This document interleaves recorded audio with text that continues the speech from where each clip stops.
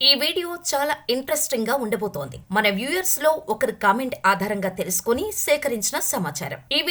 దయచేసి ఈ వీడియోని ఎక్కడా స్కిప్ చేయకుండా చూడండి. ఇలాంటి ఇంట్రెస్టింగ్ ఇన్ఫర్మేషనల్ వీడియోస్ కోసం మన ఛానల్ ని వెంటనే సబ్స్క్రైబ్ చేసుకొని పక్కనే ఉన్న బెల్ ఐకాన్ కొట్టేసి నోటిఫికేషన్ ఆన్ లో పెట్టుకోండి. మీ అభిప్రాయాన్ని మాకు కామెంట్ చేయడం మాత్రం మర్చిపోకండి. ఇక వీడియో స్టార్ట్ చేసేద్దాం. అవి భారత్ లో బ్రిటిష్ పరిపాలన సాగిస్తున్న రోజులు. ఓ రోజు బ్రిటిష్ వాళ్ళు ఓ పార్టీ ఏర్పాటు చేసి దానికి కొంతమంది విఐపీలను ఇన్వైట్ చేసి డిన్నర్ ఏర్పాటు చేశారు. అయితే ఆ పార్టీకి బ్రిటిష్ అధికారులతో సహా ఇండియాలోని కొందరికి కూడా ఆహ్వానం వెళ్ళింది. అందులో ఒకరే ఈశ్వర్ చంద్ర. ఓ సామాన్య భారతీయుడి వస్త్రధారణలో సాధారణ తెలుపు ధోతి మరియు కుర్తా ధరించి ఆ పార్టీకి వెళ్లారు. కానీ అక్కడ గేటు దగ్గరున్న ఓ బ్రిటిష్ సెక్యూరిటీ గార్డ్ ఈశ్వర్ చంద్ర బట్టలు చూసి, మీరు వేసుకున్న బట్టలకు ఈ పార్టీకి వెళ్లడానికి అనుమతి లేదు. అందరూ యూరోపియన్ డ్రెస్ కోడ్ లోని, అంటే కోట్ ఖచ్చితంగా వేసుకుని రావాలి అని అతన్ని అవమానించి గేటు దగ్గర నుండే వెనక్కి పంపించేశాడు ఆ బ్రిటిష్ సెక్యూరిటీ గార్డ్. అక్కడ అవమానం భరించి అక్కడి నుండి వెనక్కి వెళ్లిపోయి ఒక గంట తర్వాత మళ్లీ కోటుతో ఎంట్రీ ఇచ్చాడు ఈశ్వర్ చంద్ర. దాంతో ఆ బ్రిటిష్ సెక్యూరిటీ గార్డ్ అతనికి సెల్యూట్ చేసి లోపలికి ఆహ్వానించాడు. ఆయన్ని చూసిన ఆ పార్టీ హోస్ట్ దగ్గరకొచ్చి మరీ సకల మర్యాదలతో ఆహ్వానిస్తూ లోపలికి తీసుకెళ్లాడు. ఇక సాయంత్రం డిన్నర్ సమయం మొదలైంది. వంటలు అదిరిపోయాయి. పేరు కూడా తెలియని వెరైటీలు చేశారు బ్రిటిష్ వాళ్ళు. అందరూ కబుర్లు చెప్పుకుంటూ కడుపు నిండా తింటున్నారు. కానీ ఈశ్వర్ చంద్ర మాత్రం తన ప్లేటులో ఉన్న వెరైటీ వంటకాలను తీసుకుని తన బట్టలకు పోసుకోవటం, చెంచాతో పైన పోసుకోవటం మొదలుపెట్టాడు. దాంతో అందరూ అతని వైపు ఆశ్చర్యంగా చూడటం స్టార్ట్ చేశారు. కానీ ఈశ్వర్ చంద్ర మాత్రం ఎవరినీ పట్టించుకోకుండా తన బట్టలకు స్పూన్ తో ఫుడ్ తినిపిస్తూ, తిను, రుచిగా ఉన్నాయా, ఇంకేం కావాలి, పప్పు కావాలా, చికెన్ తింటావా, స్వీట్ పెట్టాలా, మజ్జిగ తాగుతావా అంటూ తను ధరించిన బట్టలతో మాట్లాడటం మొదలుపెట్టాడు. దాన్ని పార్టీలో డిన్నర్ చేస్తున్న విఐపీలందరూ చూసి, ఇతనేంటి పిచ్చివాడిలా చేస్తున్నాడు అనుకున్నారు. కానీ అప్పటికే ఆయన్ని ఆహ్వానించిన బ్రిటిష్ హోస్ట్ వచ్చి, ఏంటి మీరు చేస్తున్న ఈ పిచ్చి పని, మీరేంటి, మీ స్థాయి ఏంటి, మీరు ఇలా చేయడం ఏంటి, అందరినీ అవమానిస్తున్నారు, ఇలా ఎందుకు చేశారో చెప్పకపోతే దానికి కారణం లేకుంటే మీకు కఠిన శిక్షను అమలు చేయడం గ్యారంటీ అంటూ ఆయనపై కోప్పడ్డారు. దాంతో ఈశ్వర్ చంద్ర ఇలా బదులిచ్చారు, ఈ పార్టీకి డిన్నర్ చేయడానికి నన్ను ఆహ్వానించినందుకు చాలా సంతోషం. కానీ ఇక్కడకు వచ్చాకే తెలిసింది, డిన్నర్ కు ఆహ్వానించింది నన్ను కాదు, నేను వేసుకున్న బట్టలని అని. నా దేశ సంప్రదాయ దుస్తులతో వస్తే తిప్పి పంపించేశారు. సూటు బూటు వేసుకుని వచ్చా, లోపలికి ఆహ్వానించారు. నా బట్టలు చూసి నాకు మర్యాదగా ఆహ్వానమిస్తే అది నాకు ఇచ్చినట్టు కాదు కదా, నా బట్టలకు ఇచ్చినట్టే కదా, అందుకే ఆ దుస్తులకే తినిపిస్తున్నా, నేను చేసే దాంట్లో తప్పేంటి అంటూ తెల్లోళ్ల దిమ్మ తిరిగేలా బదులు చెప్పాడు ఇండియన్ ఈశ్వర్ చంద్ర. దాంతో బ్రిటిష్ వాళ్ళు తప్పు తెలుసుకుని అలా అవమానించినందుకు క్షమించమని ఈశ్వర్ చంద్రను క్షమాపణలు కోరారు. అయితే బ్రిటిష్ వాళ్లకు దిమ్మ తిరిగేలా చేసిన ఈశ్వర్ చంద్ర ఎవరో తెలుసా? ది గ్రేట్ ఈశ్వర్ చంద్ర విద్యాసాగర్. బెంగాలీ కవి, విద్యావేత్త, తత్వవేత్త, పారిశ్రామికవేత్త, రచయిత, అనువాదకుడు, సమాజ సేవకుడు. బెంగాలీ లిపిని 1780 తర్వాత మొదటిసారి క్రమబద్ధీకరించిన ఆయన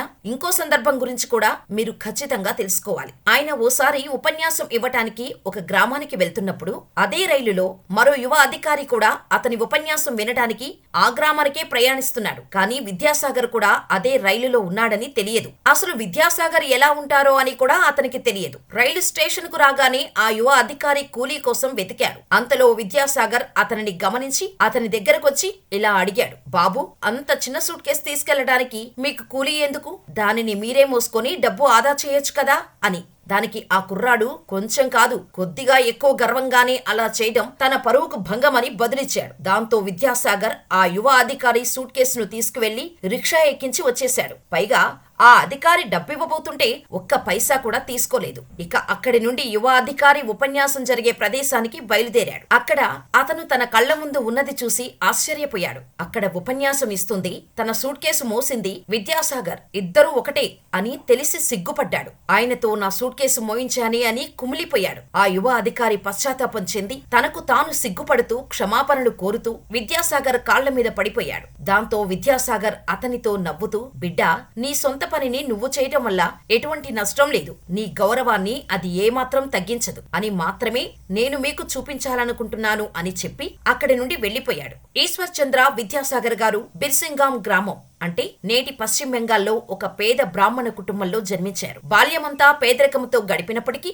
ఎంతో పుస్తక జ్ఞానం సంపాదించాడు. దానికి కారణం తండ్రి సంస్కృత ఉపాధ్యాయుడు కావడం. అంచేత కొడుకు కూడా అదే వృత్తిని అవలంబించాడు. మొదట గ్రామంలో పాఠశాలలో చదివిన విద్యాసాగర్ గారు ఆ తర్వాత తండ్రికి కలకత్తాలో 1828లో ఉద్యోగం దొరక్కపోవటంతో కలకత్తాకు మారారు. తండ్రి గారు బంధువైన మధుసూదన్ వాచస్పతి విద్యాసాగర్ గారిని సంస్కృత కళాశాలకు పంపమని కోరగా అందులో చేర్పించారు. ఈశ్వర్ చంద్ర విద్యాసాగర్ అసలు పేరు ఈశ్వర్ చంద్ర బందోపాధ్యాయ. కానీ 1839లో హిందూ న్యాయశాస్త్రములో ఉత్తీర్ణుడై విద్యాసాగర్ బిరుదును పొందారాయన. 2 సంవత్సరాల తర్వాత ఫోర్ట్ విలియం కాలేజీలో ప్రధాన సంస్కృత పదవిని పొందారు విద్యాసాగర్. అక్కడ ఆయన సంస్కృత కళాశాలలో అన్ని కులాల బాలకులకు విద్య నేర్పించాలని, మహిళలను కూడా విద్యాభ్యాసానికి ప్రోత్సహించాలని పోరాటం మొదలుపెట్టారు. కానీ ఆయనకు భయం లేకపోవడం చేత, అతను తమవాడు అంటే బ్రాహ్మణుడు కావటం చేత సంస్కృత కాలేజీ యాజమాన్యంకు ఇబ్బంది. ఆయన వల్ల అనేక ఇబ్బందులు మొదలయ్యాయి. విద్యాసాగర్ ఔన్నత్యము, విశాల హృదయము కలవాడని ఆయన గురించి తెలిసిన వారు చెప్పే మాట.